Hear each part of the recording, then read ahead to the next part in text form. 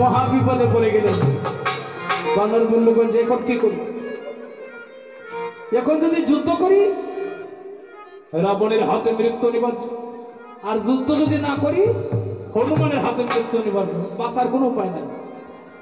ওই বানরগুলো সঙ্গে করে নিয়ে হনুমান যুদ্ধ শুরু করলেন রাবণের সাথে। কিভাবে যুদ্ধ শুরু করলেন? পদে কথা পদে ভাব দিলেন।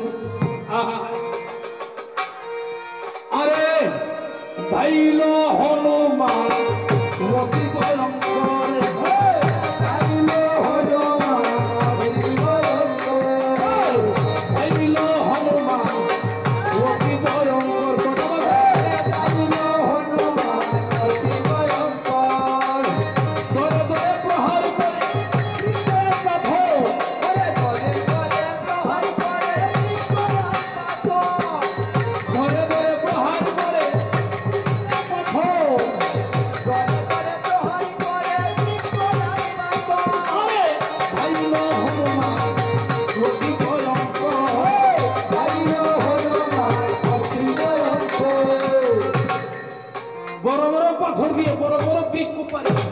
রাবণকে প্রহার করে গেছে।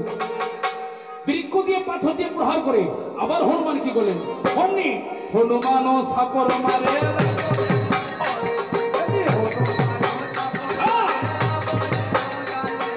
হনুমান ও সাপর মারে রাবণের উপরে।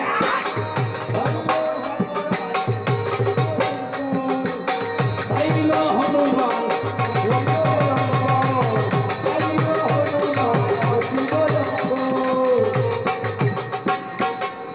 রাবণ রাজার গালে পবন পুত্র হনুমান চাপড় মেরেছে। হনুমানের হাতে চাপড় খাইয়া রাবণ রাজা থরথর করে কাঁদছে আর মনে মনে ভাবছে, সামান্য একটা পশুর সাথে যদি যুদ্ধে পরাজিত হইয়া যায় বিশ্ব ব্রহ্মাণ্ডে মুক্তি পেতে পারবে।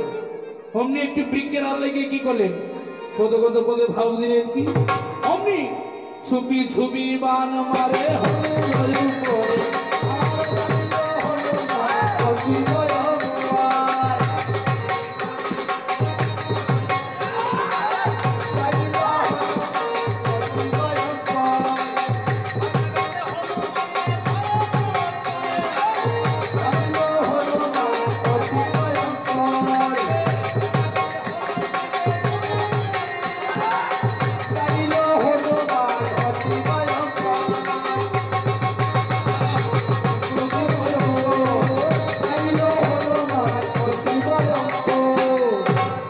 পুত্র সুখে রাবণ এমন ভাবে যুদ্ধ করেছেন আরম্ভ, যার কারণে চিরজীবী হনুমান পর্যন্ত টিসকিতে না পেরে ভয় করেছে, পালাই হনুমান পালিয়ে গেছে। রাবণ বলছে, সারথি এখন রথখানা নিয়ে উপস্থিত হও জটাধারী ভিখারি রামের কাছে। ভিখারি রামকে নিধন করে মোর পুত্র সুখদানা করিব বারণ। যে মাত্র সারথি রথখানা নিয়ে উপস্থিত হলেন প্রভু রামচন্দ্রের গোচরে, রামরূপ দর্শন করে রাবণের মন ও প্রাণ কেমন হয়ে গেল। অস্ত্র ফেলে দিয়ে করজুড়ি প্রভু রামচন্দ্রের স্তুতি করতে লাগলো। বলছে, প্রভু এ কি প্রভু, তুমি তুমি এসেছো প্রভু রামরূপ ধারণ করে রক্ষ বংশ করিতে ধ্বংস। প্রভু আমি রাক্ষস কুলে জন্ম নিয়েছি, না জানি ভজন স্তুতি আমি বহু জন্মের অপরাধী, আমাকে ক্ষমা করো প্রভু, আমাকে ক্ষমা করো। রাবণের ভক্তিভাব থেকে ভগবান রামচন্দ্র বলেছেন, লক্ষ্য আমার মনে হয় রাবণের মতো প্রবীণ ভক্ত জগতের কেহ নাই। লক্ষণ নেই এহেন ভক্ত রাবণকে নিধন করে আমি আমার সীতা দেবীকে উদ্ধার করতে চাই। তুই জানিস না লক্ষণ, আমি সবকিছু সইতে পারি কিন্তু ভক্তির আঘাত আমি কখনো সইতে পারি না। রাবণের ভাবে ভগবান রামচন্দ্র বিমূঢ় হয়ে গেলেন। এই দৃশ্য লক্ষ্য করলেন স্বর্গের দেবদেবীগণ, সবাই হাহাকার করে দিচ্ছে, হায় হায় সর্বনাশ হয়ে গেছে। যেভাবে প্রভু দুষ্ট রাবণের ভাবে বিমূঢ় হয়েছে, এখন আর লঙ্কায় যুদ্ধ হবে না, রাবণ বধ করা হবে না, আমরা স্বর্গধামে শান্তিতে থাকতে পারবো না। সকল দেবদেবীগণ মিলে বাগদেবী সরস্বতীকে বলছে, ওগো বাগদেবী, তুমি অতি সত্বর চলে যাও আমাদের শান্তির কামনায়। রাবণের কণ্ঠে তুমি রাবণের কণ্ঠে আরোহণ করে রাবণের মুখে কুবাক্য প্রদান করে দাও, আর না হলে রাবণ বধ করা হবে না। সকল দেবদেবীর প্রার্থনাতে যেই মাত্র বাগদেবী রাবণের কণ্ঠে সে আরোহণ করেছে, গর্জে উঠেছে রাবণ। না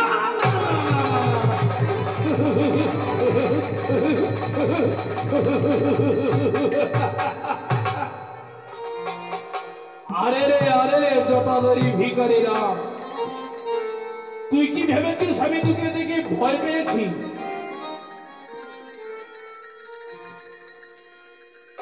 শেষবারের মতো তুই তোর ইষ্ট দেবতার স্মরণ কর, তোকে নিধন করে মোর পুত্র সুবিজ্বালা করিব পারে। প্রভু রামচন্দ্র বলছে, বাইরে লক্ষণ, এই তো হচ্ছে রাক্ষসের ছলনা।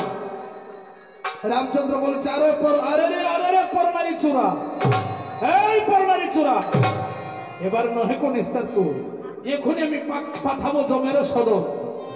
এই বলে রাম রাবণের যুদ্ধ শুরু হয়ে গেল। পদে পদে ভাবলেন, আরে বাদিল যুদ্ধ রাম রাবণের,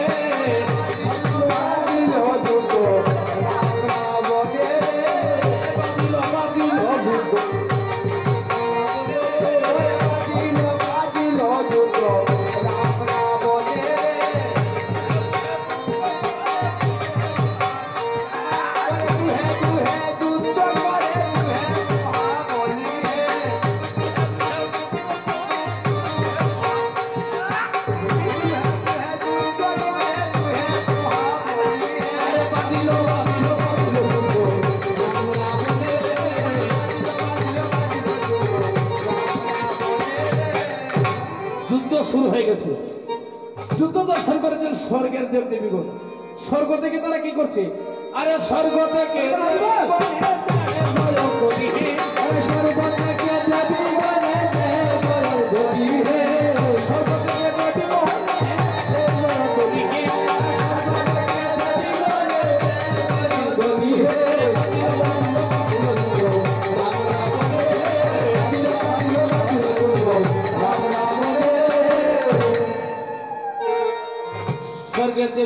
সবাই জয়ধ্বনি করছে।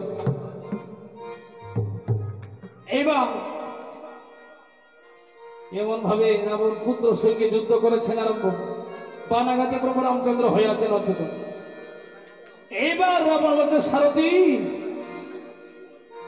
রথ নিয়ে উপস্থিত হও,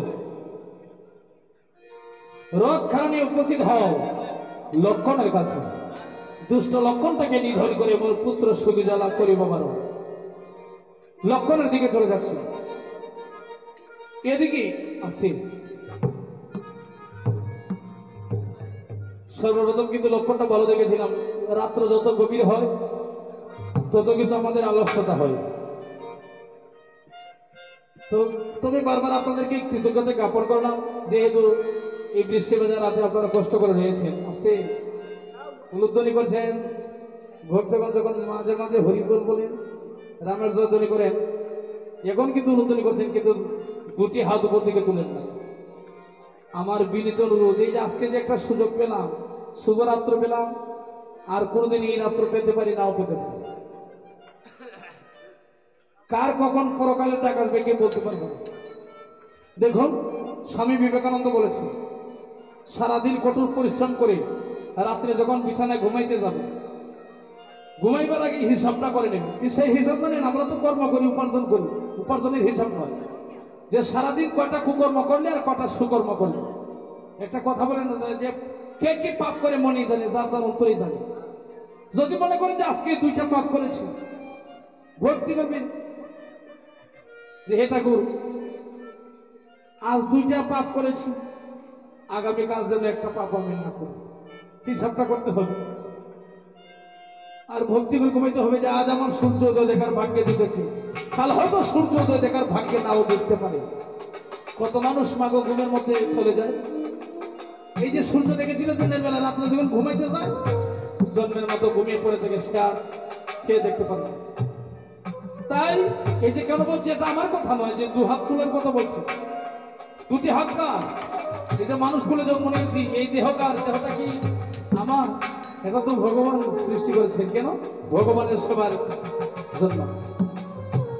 সংসারের শুধু কর্ম করার জন্য নয়, ভগবানেরও কর্ম করতে হয়। দুটি হাত তুললে কি হয়? এটা তো ভাগবতী প্রমাণ আছে। আপনারা জানেন পঞ্চ পাণ্ডব যখন পাশাকালে পরাজিত হয়েছিল, দুঃশাসন দ্রৌপদীর বসানে ধরে টানাটানি করেছে। আজকে সবার মধ্যে উপস্থিত হলে কি? রুক্মিণী, ভগবান কৃষ্ণ।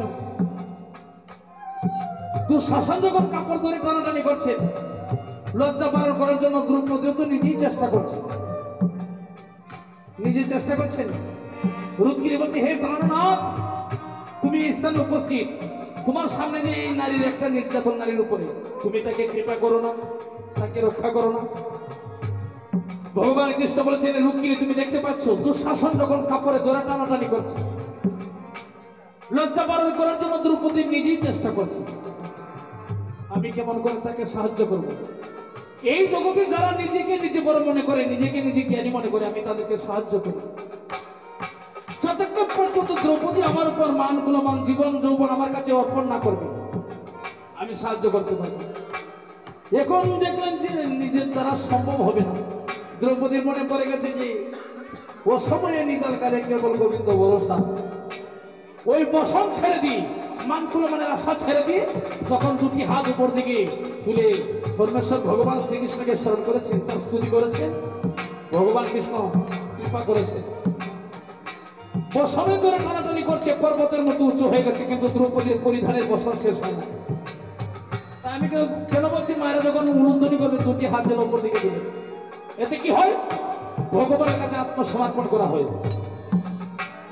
যদি ভগবানের কাছে আত্মসমর্পণ না করা হয়, তাহলে ভগবানের কৃপা লাভ করা যাবে। এবার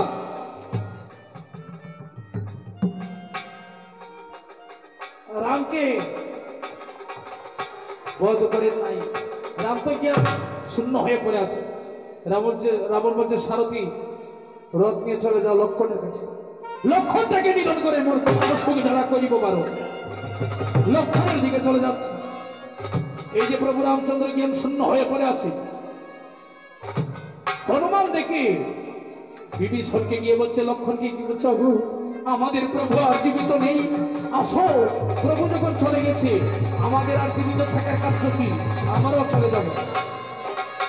হনুমান, বিভীষণ, লক্ষণ তারা তিনজন মিলে একসাথে রাবণের সাথে যুদ্ধ করলেন। পদে ভাবলেন, আরে তাইল হনুমান অতি ভয়ঙ্কর, আরে তাইল হনুমান অতি ভয়ঙ্কর, তাইল হনুমান অতি ভয়ঙ্কর, আরে তাইল হনুমান অতি ভয়ঙ্কর। করে করে প্রহার করে, করে করে প্রহার করে কিংবল পাথর,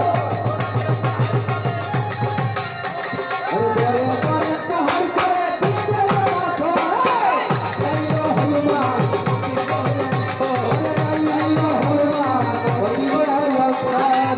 খন্ডে বাণ মারে খাতে রথের চূড়া, আরে লক্ষণ যে বাণ মারে খাতে রথের চূড়া, আরে লক্ষণ যে বাণ মারে খাতে রথের চূড়া, আরে লক্ষণ যে বাণ মারে খাতে রথের চূড়া।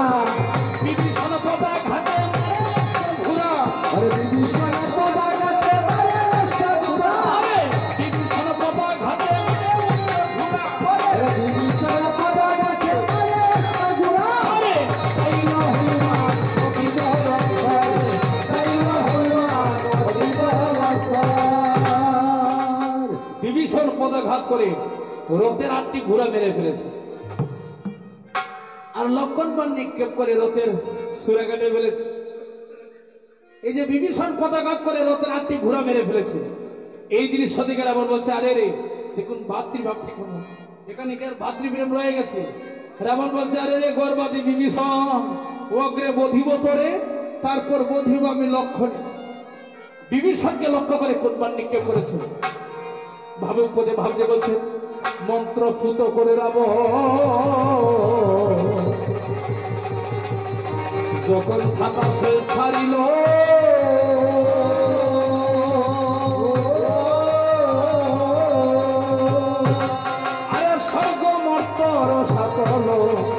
ধরাশায়ী হলো।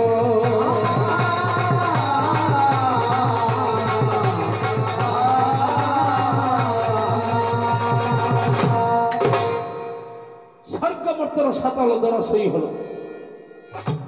জাটাশাইকে লক্ষ্য করে বিভীষণ বাণের পর বাণ নিক্ষেপ করিতেছে, কিন্তু কিছুতেই জাটাশাইকে রোধ করতে পারছেন। মৃত্যুর সম্মুখে দাঁড়িয়ে বিভীষণ লক্ষ্মণকে ডাকতে শুরু করেন, লক্ষ্মণ,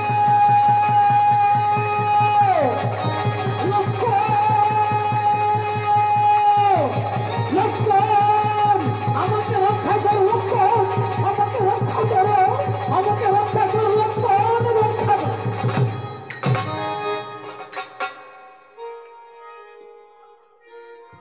লক্ষ্মণ আকাশ দিকে তাকায় এলেন, দেখতে পেলেন যে রাবণের জাটাশাই ধাও ধাও করে ছুটে আসছে বিভীষণের দিকে। একসাথে 3 বার নিক্ষেপ করে জাটাশাইকে কেটে টুকরো টুকরো করে ফেলেছে। এই দৃশ্য দেখে রাবণ বলছে, আরে রে লক্ষ্মণ, এই কি যুদ্ধের রীতিনীতি? অন্য মারি ভান তুমি নেবার হও, মধ্যপথে তুই আমার সর্বনাশ করে দিবি। ঠিক আছে, এইবার নিজ প্রাণ করে হে রক্ষা। এখন আমি তোকে জমালয়ে পাঠাইয়া দেব। লক্ষ্মণকে দেখে পানের পর পান নিক্ষেপ করিতেছে, কিন্তু হঠাৎ করে হাতে উঠে গেছে শক্তিশালী।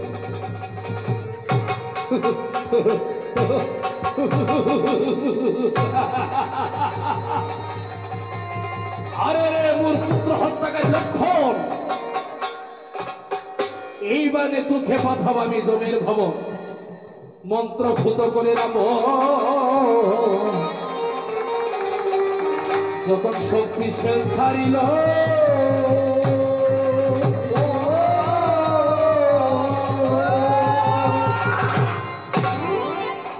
স্বর্গ মর্তর সাতল কাঁপিতে লাগিল।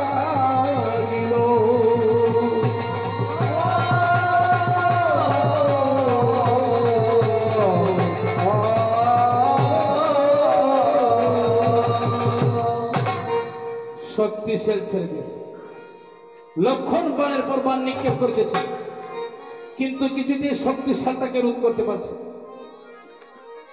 ভক্তমন্ডলী, আমরা যারা মানুষ কুলে জন্ম নিয়েছি, বারবার বলছি, যার প্রতি প্রভুর কৃপা হয় অন্তরে কিন্তু জাগ্রত হয় যে আজ আমার মৃত্যু অনিবার্য। যদি প্রভুর কৃপা হয়, লক্ষ্মণ বুঝতে পারলেন যে আজ আমি আর প্রাণে বাঁচব না, আমার মায়ের কুলে আমি ফিরে যাইতে পারবো না। যেই মাত্র শক্তিশালটাকে রোধ করতে পারছে না, লক্ষ্মণ বুঝতে পারলেন যে আজ আমার মৃত্যু অনিবার্য। মৃত্যুর সম্মুখে দাঁড়িয়ে প্রভু রামচন্দ্রকে স্মরণ করলেন, প্রভু